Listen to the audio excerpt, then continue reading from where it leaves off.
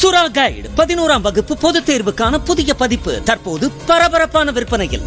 மாணவர்கள் பொதுத் தேர்வில் அதிக மதிப்பெண் பெற உடனே வாங்குங்கள் சுறா கைடு.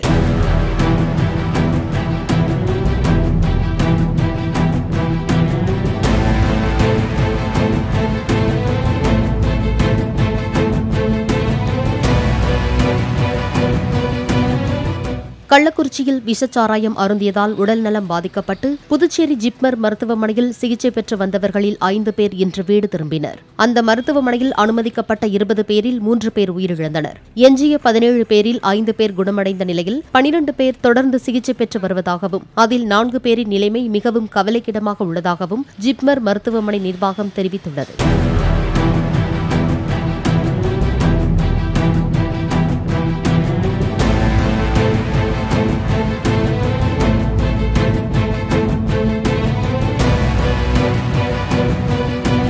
சுறா கைடு 11ஆம் வகுப்பு பொதுத் தேர்வுக்கான புதிய பதிப்பு தற்போது பரபரப்பான விற்பனையில்.